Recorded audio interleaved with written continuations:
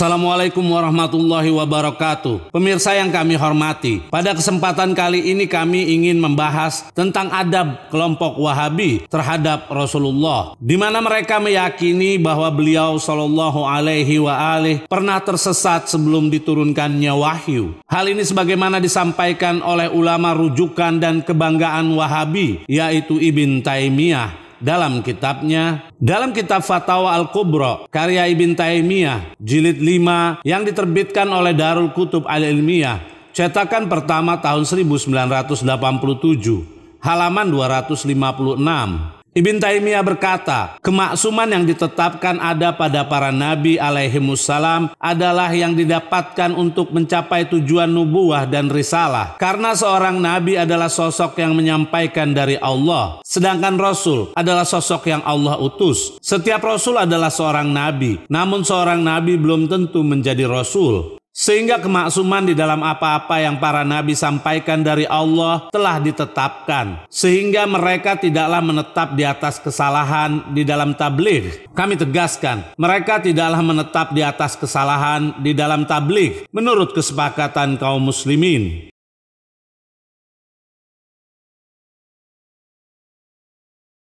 Seperti biasa, Ibn Taimiyah melakukan penipuan kepada orang awam dengan mengatakan menurut kesepakatan kaum muslimin. Kami akan selalu mengingatkan bahwa narasi seperti ini selalu menjadi ciri khas Wahabi untuk mengelabui orang awam. Komentar Ibn Taimiyah mengenai para nabi, sehingga mereka tidaklah menetap di atas kesalahan di dalam tabligh, mengindikasikan bahwa para nabi bisa saja salah di dalam tabligh, namun kesalahan itu segera dikoreksi oleh Allah. Bahkan dia pun meyakini paling mulianya makhluk Allah yaitu Rasulullah telah mengalami kesesatan sebelum diturunkannya wahyu. Na'udzubillah. Dalam kitab tafsir ayat Ashkalat ala Katsir minal Ulama karya Ibn Taimiyah jilid 1 yang diterbitkan oleh Maktabah Ar-Rushd cetakan pertama tahun 1996 halaman 181 sampai 182.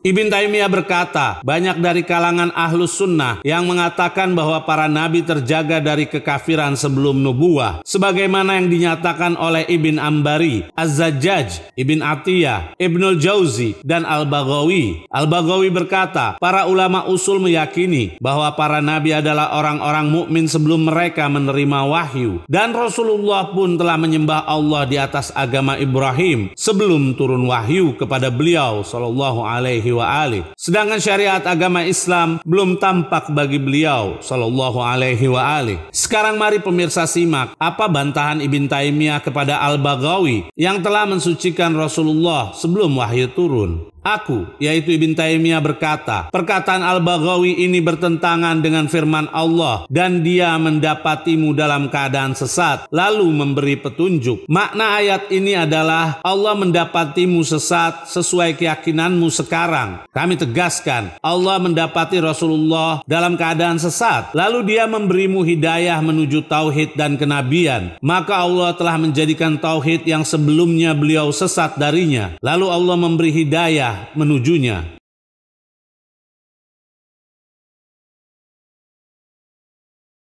Perkataan Ibn Taimiyah ini lebih mempertegas bahwa memang dia meyakini para nabi dan rasul termasuk Nabi Muhammad berada di atas kesesatan sebelum mereka menerima wahyu dari Allah. Sekaligus membuktikan keyakinannya itu berbeda dengan para ulama ahlus sunnah yang dia sebutkan sendiri. Tuduhan semacam ini ternyata diadopsi dan diyakini oleh para penerusnya. Di antaranya adalah Al-Albani dalam kitabnya Fatawa Syekh Al-Albani, salah satu ulama Wahabi yang dikumpulkan oleh Ukasa Abdul Manan At-Tibi yang diterbitkan oleh Maktabah Turas Al-Islami cetakan pertama tahun 1994 halaman 432.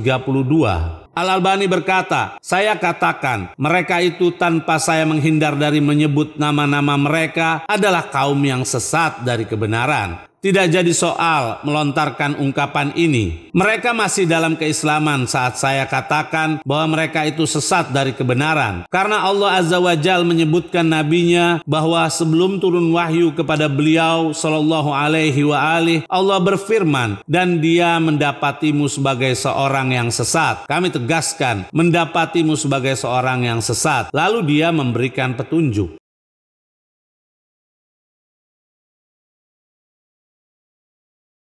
Seperti inilah adab kelompok Wahabi terhadap Rasulullah. Tanpa keraguan sama sekali, mereka berani menyuarakan bahwa beliau Shallallahu Alaihi Wasallam pernah tersesat. Bahkan Ustadz Wahabi jadi-jadian lokal pun mengikuti jejak idolanya, sebagaimana video berikut. Ada di Quran surat Wadduha itu, Dhalang fahada.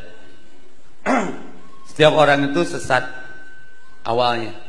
Dhalang fahada. Muhammad termasuk. Maka kalau ada yang muludan, ini memperingati apa ini? Memperingati kesesatan Muhammad. Kenapa? Ustaz wawaniana nyebut Muhammad sesat. Dak keur orok mah kabeh kitu nyawana naon atuh. Yatimau fa'awa wajadaka dolang fahada. Arti wajadaka dolang fahada teh naon Ustaz? Wajadaka dolang fahada, dan ketika Allah mendapatimu dalam keadaan sesat, lalu kemudian Allah berikan petunjuk. Jadi cek Allahnya Pak Epi nyebut malam ini Muhammad itu asalnya sesat. Eta ayatna berdasar gitu.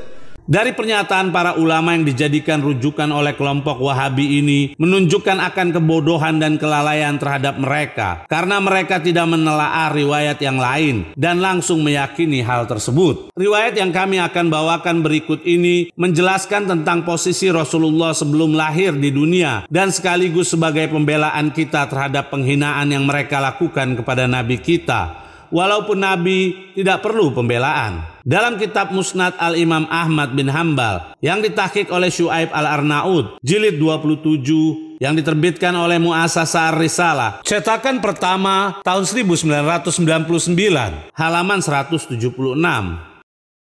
Dari Abdullah bin Syakik, dari seseorang yang berkata, aku bertanya kepada Rasulullah, wahai Rasulullah, sejak kapan kau menjadi seorang nabi? Beliau Shallallahu Alaihi Wasallam berkata, saat Adam masih antara ruh dan jasad, yaitu belum tercipta. Kami tegaskan, saat Adam belum diciptakan. Syuaib Al-Arnaud berkata, sanadnya sahih, para perawinya terpercaya, para perawi sahih.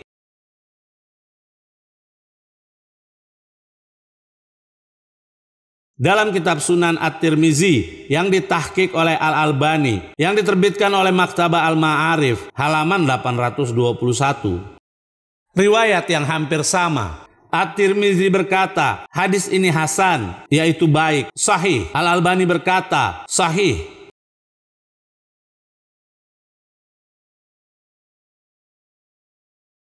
Jika ada yang mengatakan bahwa kalimat ju'ilta artinya engkau telah dijadikan, dimaknai dengan engkau telah ditakdirkan, maka hal tersebut bukanlah keagungan bagi Rasulullah. Karena semua nabi pun telah ditakdirkan oleh Allah untuk menjadi nabi, sesuai dengan apa yang dikatakan oleh Imam As-Subki. Dalam kitab Subulul Huda war Rasyad, karya As-Salihi Asyami, salah satu ulama Ahlus Sunnah, jilid 1, yang diterbitkan oleh Al-Qahirah, tahun 1997, halaman 99. Asyami berkata Imam Alama, penghafal hadis, Syekhul Islam Taqiyuddin As-Subki, semoga Allah mensucikan ruhnya, tidaklah benar bagi yang menafsirkan sabda Rasulullah, aku telah menjadi nabi saat Adam masih antara ruh dan jasad, bahwa beliau akan menjadi nabi. Karena ilmu Allah meliputi segala sesuatu, dan pensifatan Rasulullah dengan kenabian pada saat itu, yaitu pada saat Adam belum tercipta, haruslah dipahami bahwa hal itu merupakan ketetapan untuk beliau di waktu itu. Jikalau makna darinya hanyalah pengetahuan Allah bahwa beliau akan menjadi nabi di masa depan, maka ini bukanlah suatu kekhususan bahwa beliau Shallallahu Alaihi Wasallam adalah nabi sedangkan Adam masih antara ruh dan jasad. Karena Allah telah mengetahui kenabian seluruh nabi di waktu itu, bahkan sebelumnya, maka harus termasuk kekhususan nabi. Kami tegaskan, maka harus termasuk kekhususan nabi yang karenanya beliau Shallallahu Alaihi Wasallam memberitahukan kepada umat sebagai pengumuman untuk mereka agar mereka mengetahui kedudukan beliau Shallallahu Alaihi Wasallam di hadapan Allah.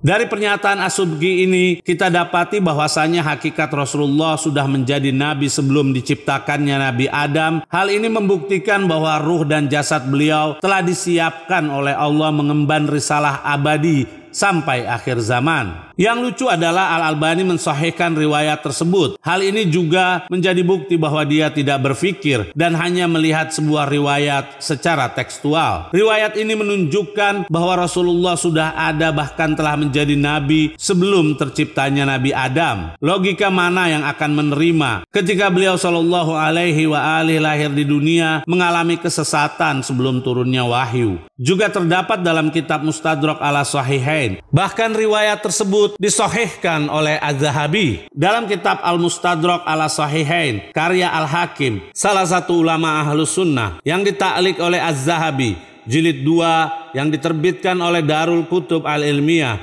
cetakan kedua tahun 2002, halaman 665. Diriwayatkan dari Maisarah Al-Fakhri yang berkata, aku bertanya kepada Rasulullah, sejak kapan Anda menjadi nabi? Rasulullah menjawab, di saat Adam masih di antara ruh dan jasad. Kami tegaskan, Adam belum diciptakan. Al-Hakim berkata, hadis ini sanadnya sahih, akan tetapi Bukhari dan Muslim tidak meriwayatkannya. Dalam catatan kaki, Az-Zahabi berkata, sahih.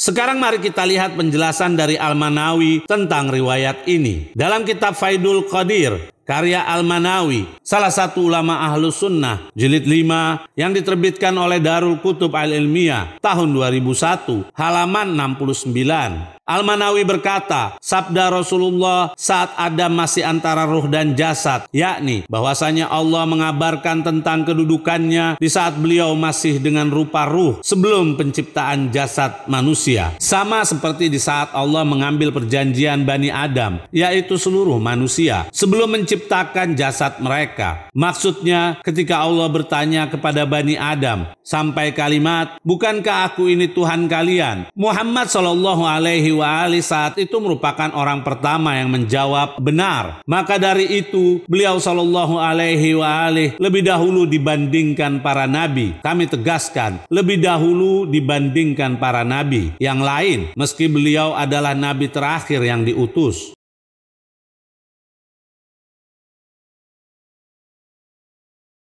Setelah mendapat penjelasan dari Al-Manawi tentang pribadi agung Shallallahu Alaihi Wasallam merupakan bukti kuat bahwa beliau ketika lahir di dunia sudah menjadi nabi, hanya belum menjadi rasul. Sebagai pengingat bagi para pemirsa bahwa terdapat sosok mulia yang martabatnya jelas di bawah Rasulullah, namun apa yang dia katakan dalam Al-Quran pada surat Maryam ayat 29-30, dia, yaitu Maryam, menunjuk kepada bayinya agar mereka bertanya kepadanya. Mereka berkata, bagaimana mungkin kami akan berbicara dengan anak kecil yang masih dalam ayunan? Dia, yaitu Isa, berkata, sesungguhnya aku hamba Allah, dia akan memberiku kitab, yaitu Injil, dan menjadikan aku seorang nabi. Kami tegaskan, Allah telah menjadikan aku nabi. Bagaimana para pemirsa? Nabi Isa alaihissalam saja di saat masih dalam ayunan, beliau sudah menjadi nabi. Sementara yang lebih mulia daripada Isa alaihissalam, yaitu Rasulullah, sempat mengalami kesesatan. Sekarang mari kita lihat bukti lain kemuliaan Rasulullah dalam riwayat berikut. Dalam kitab Al-Jami' li Ahkamil Quran,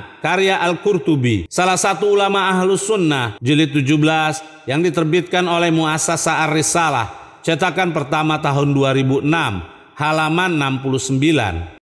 Diriwayatkan dari Abu Hurairah bahwa Rasulullah ditanya tentang firman Allah, dan ingatlah ketika kami mengambil perjanjian dari para nabi dan dari kamu sendiri dan dari Nuh. Rasulullah menjawab, aku adalah yang pertama di antara mereka, yaitu para nabi. Kami tegaskan, aku adalah yang pertama di antara mereka di dalam penciptaan dan yang terakhir diutus.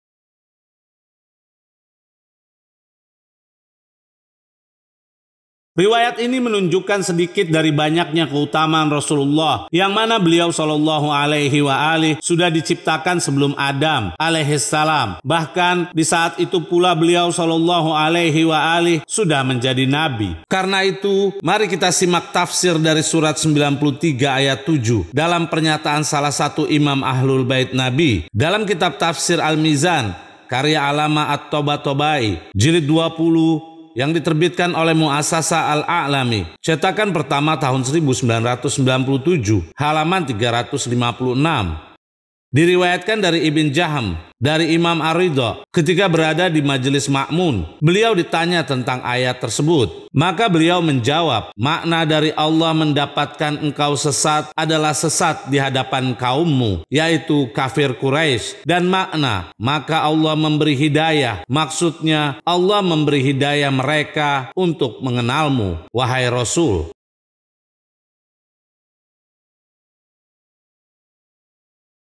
Hendaknya seseorang jangan heran ketika Imam Ridho menafsirkan ayat seperti itu, karena beliau alaihissalam adalah salah satu ahlul bait Nabi dan merupakan mitra dari Al-Quran yang ditinggalkan oleh beliau sallallahu alaihi wa alihi untuk umat ini. Sebagaimana sabda Nabi yang terkenal dalam kitab Al-Minahul Makiyah karya Ibn Hajar Al-Haytami yang diterbitkan oleh Darul Minhaj, cetakan kedua tahun 2005, halaman 532. Ibn Hajar Al-Haytami berkata, dan di hadis itu juga dikatakan, sungguh telah aku tinggalkan untuk kalian sesuatu yang apabila kalian berpegang teguh dengannya, kalian tidak akan pernah tersesat, yaitu kitabullah dan itrahku. Perhatikanlah hal ini, karena Rasulullah menggandengkan mereka, yaitu Ahlul Bait, dengan Al-Quran.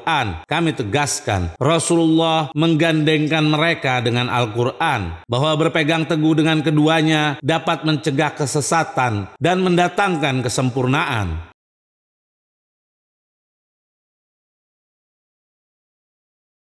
Sebagai bukti lain bahwa ayat dolan atau sesat yang dinisbatkan kepada Rasulullah bukan untuk beliau sallallahu alaihi wa alihi adalah pernyataan Allah kepada orang-orang musyrikin. Pada surat 53 ayat 2, Allah berfirman, teman kalian yaitu Muhammad tidak sesat, tidak keliru. Jelas dan tegas Allah menyatakan bahwa Rasulullah tidaklah sesat dan keliru. Karena itu, jika masih dipaksakan bahwa sesat dalam surat Ad-Duha adalah untuk beliau, maka akan terjadi pertentangan di antara ayat-ayat Al-Quran. Kami akan paparkan sebuah riwayat tentang keagungan Rasulullah. Namun yang anehnya, Al-Albani si Wahabi mensahihkan kisah tersebut. Dalam kitab Sunan At-Tirmidzi yang ditahqiq oleh Al-Albani, halaman 823 sampai 824, diriwayatkan dari Abu Bakar bin Abi Musa dari ayahnya yang berkata, Abu Thalib pergi menuju Syam. Nabi SAW ikut bersamanya beserta para sesepuh kaum Quraisy. Ketika mereka melewati seorang pendeta, mereka singgah dan mengikat hewan tunggangan di sana. Pendeta itu pun menghampiri mereka, yang mana pada perjalanan sebelumnya mereka lewat, namun si pendeta tidak pernah menghampiri ataupun menoleh.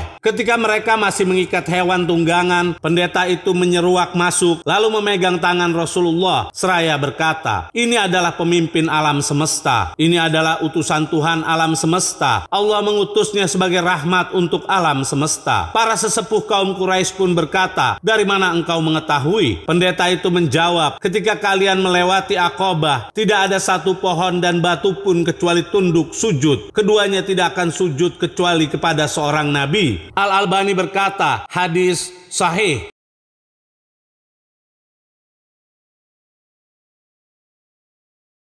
Sujudnya pepohonan dan batu merupakan perintah dari Allah. Lantas, apakah Allah akan memerintahkan semua itu untuk sujud kepada seseorang yang pernah sesat atau musyrik? Namun yang ajaib di sini, pendeta saja mengakui kedudukan beliau sallallahu alaihi wa alihi, sementara umatnya meyakini bahwa beliau sallallahu alaihi wa alihi pernah sesat. Namun yang aneh, kelompok Wahabi dan tuan gurunya meyakini bahwa Rasulullah sempat mengalami kesesatan sebelum menerima wahyu, dan apa yang mereka yakini kelak di hari kiamat nanti akan dimintai pertanggungjawaban.